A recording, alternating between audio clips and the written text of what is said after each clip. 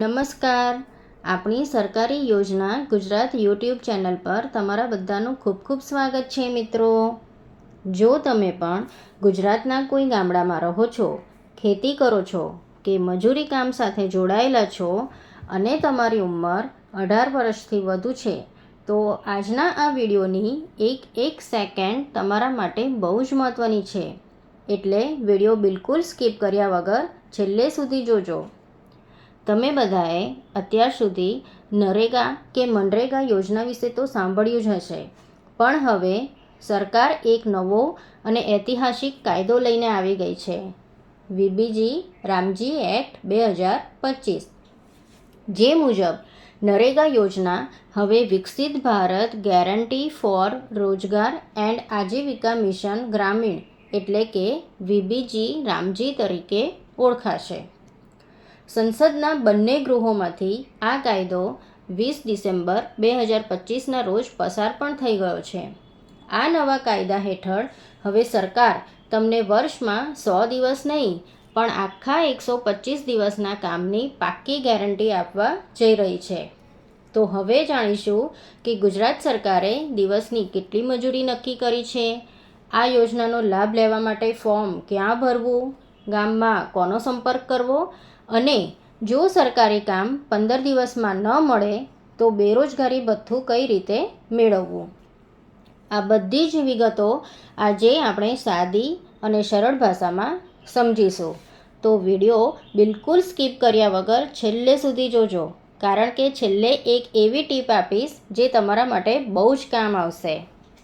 તો ચાલો હવે વાત કરીએ સૌથી મોટી આ નવા કાયદાથી કે રૂપિયા કઈ રીતે મળશે અને સરકાર તમને કયા 4 મોટા કાયદાકીય અધિકારો આપે છે.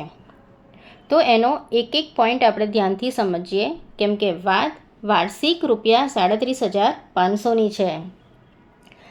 હા મિત્રો, તમારા ઘરના કોઈ પણ 18 વર્ષથી ઉપરના સભ્યને હવે વર્ષમાં 100 નહીં પણ આખા 125 દિવસના કામની પાક્કી ગેરંટી મળશે.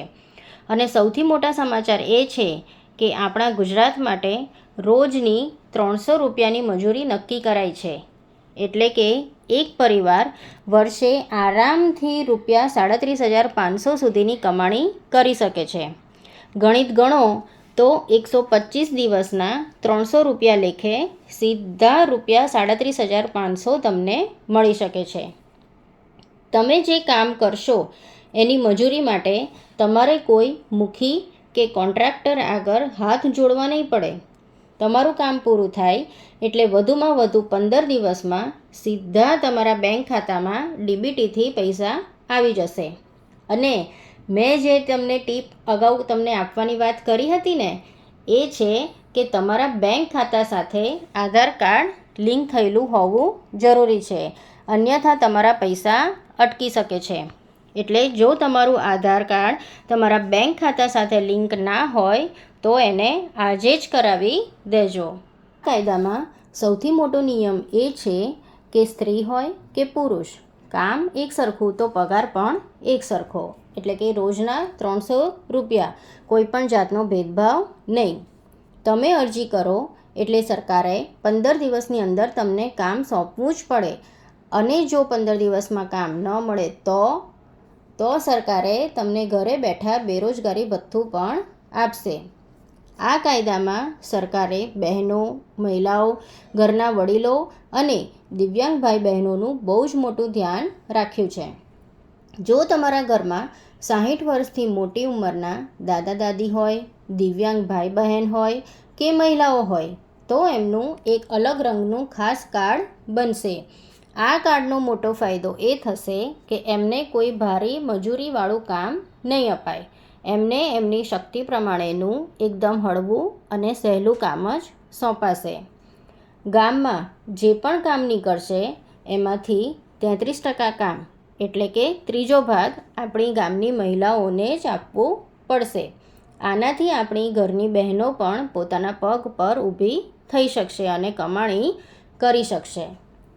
તો મિત્રો, આ વાત ખાસ મગજમાં બેસાડી લેજો કે તમે પંચાયતમાં જઈને કામ માંગ્યું અને જો 15 દિવસમાં તમને કામ ન મળ્યું તો સરકારે સામેથી તમને ઘરે બેઠા પૈસા આપવા પડશે. આને બેરોજગારી ભથ્થું કહેવાય છે અને આ તમારો કાયદાકીય હક છે. આ કાયદામાં માત્ર શ્રમિકો જ નહીં પણ આપણા ખેડૂત ભાઈઓનું પણ ખાસ ધ્યાન રાખવામાં આવ્યું છે. ઘણીવાર ચોમાસાની વાવણી કે કપાસ મગફળીની લણણીની સિઝન વખતે ખેતરોમાં મજૂરો નથી મળતા. તો આ સમસ્યા ઉકેલવા સરકારે નિયમ બનાવ્યો છે કે સિઝન દરમિયાન 60 દિવસ કામ સ્થગિત રહેશે.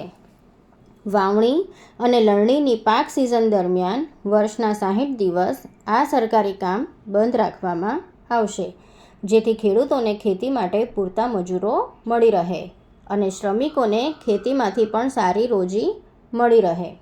આ યોજનામાં કોઈ ભ્રષ્ટાચાર ન થાય તે માટે કામના સ્થળે બાયોમેટ્રિક હાજરી પણ પૂરવામાં આવશે અને જીપીએસથી કામનું લાઈવ નિરીક્ષણ પણ થશે. દરેક કામના સ્થળે જનતા માહિતી બોર્ડ પણ મુકાશે, જેમાં કેટલો ખર્ચ થયો તે લખેલું હશે અને જો કોઈ આ કાયદાનું ઉલ્લંઘન કરશે તો તેને ₹10,000 સુધીનો દંડ પણ થઈ શકે છે. મિત્રો, આ સરકારી યોજનાની માહિતી ખૂબ જ ઉપયોગી છે. હું તમને એવું નહીં કહું કે મારી ચેનલને અત્યારે જ તમે સબસ્ક્રાઈબ કરો કે વિડીયોને લાઈક કરો, કંઈ વાંધો નથી. પણ મારી એક નાની વિનંતી છે કે આ વિડીયોને તમારા ગામના લોકો સુધી, તમારા મિત્રો અને વોટ્સઅપ ગ્રુપમાં જરૂરથી શેર કરજો. આપણા શાસ્ત્રોમાં કહ્યું છે ને કે આંગળી ચીંધ્યાનું પણ મોટું પુણ્ય મળે છે. તો તમારા એક શેર કરવાથી ગામડામાં રહેતા કોઈ ગરીબ શ્રમિક, મજૂર કે જરૂરિયાતમંદ પરિવાર સુધી આ સાચી માહિતી પહોંચી જાય અને એમને એમના હકનું કામ કે રોજીરોટી મળી જાય તો એ પુણ્યના ભાગીદાર તમે પણ બનશો. બસ આ સાચી માહિતી દરેક જરૂરિયાતમંદ માણસ સુધી પહોંચવી જોઈએ, એ જ અમારો હેતુ છે. તો મિત્રો, હવે જોઈશું કે અરજી ક્યાં કરવી અને કયા કયા કાગળિયા જોઈશે. હવે તમારા મનમાં મોટો પ્રશ્ન થતો હશે કે ભાઈ, આ બધું તો બરાબર, પણ અમારે કામ મેળવવા જવું ક્યાં અને કયા કાગળિયા આપવાના? તો સાંભળો, તમારે ક્યાંય તાલુકા કે શહેરમાં ધક્કા ખાવાની બિલકુલ જરૂર નથી.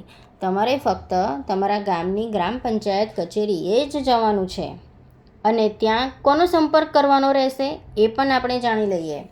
તો ગામની પંચાયતમાં બેસતા તલાટી કમ મંત્રી અથવા વીસીઈ એટલે કે કોમ્પ્યુટર ઓપરેટરનો તમારે સંપર્ક કરવાનો રહેશે. તો મિત્રો, હવે કયા દસ્તાવેજો સાથે લઈ જવાના એની પણ આપણે માહિતી જાણી લઈએ. તો એમાં જોઈશે તમારું આધાર કાર્ડ, તમારી બેંક પાસબુકની નકલ જે બેંક એકાઉન્ટ આધાર સાથે લિંક હોય તે, તમારું ચૂંટણી કાર્ડ કે રેશન કાર્ડ, અને જો તમારી પાસે જોબ કાર્ડ એટલે કે રોજગાર કાર્ડ હોય તો એ પણ સાથે લઈ જવું. જો તમારી પાસે પહેલાંનું જોબ કાર્ડ ન હોય તો પણ ચિંતા ના કરતા, તમે પંચાયતમાં જઈને નવું ગેરંટી કાર્ડ બનાવવા માટેનું ફોર્મ ભરી શકો છો. ફોર્મ ભર્યા પછી તમને કામ માંગ્યાની પહોંચ આપવામાં આવશે. એ પહોંચ તમારે સાચવીને રાખવાની રહેશે. આ બાબતે વધુ માર્ગદર્શનની જરૂર જણાય તો આપ આપની ગ્રામ પંચાયત તેમજ જિલ્લા કક્ષાએ જિલ્લા ગ્રામ વિકાસ એજન્સીનો સંપર્ક કરી શકો છો. અને આ બાબતે તમને કોઈ ફરિયાદ હોય તો આ કાયદા હેઠળ દરેક જિલ્લામાં લોકપાલની નિમણૂક પણ કરવામાં આવશે, જે તમારી ફરિયાદનો નિકાલ 7 થી 15 દિવસમાં કરશે. તો મિત્રો, આ યોજનાની સચોટ માહિતી આપણી સુધી પહોંચાડવામાં સહયોગ આપવા બદલ જિલ્લા ગ્રામ વિકાસ એજન્સી ભરૂચની કચેરીનો ખૂબ ખૂબ આભાર. તો મિત્રો, મળીએ આગામી વિડીયોમાં આવી જ ઉપયોગી માહિતી સાથે. ત્યાં સુધી સ્વસ્થ રહો, જાગૃત રહો. ખૂબ ખૂબ ધન્યવાદ. જય હિન્દ, જય જય ગરવી ગુજરાત.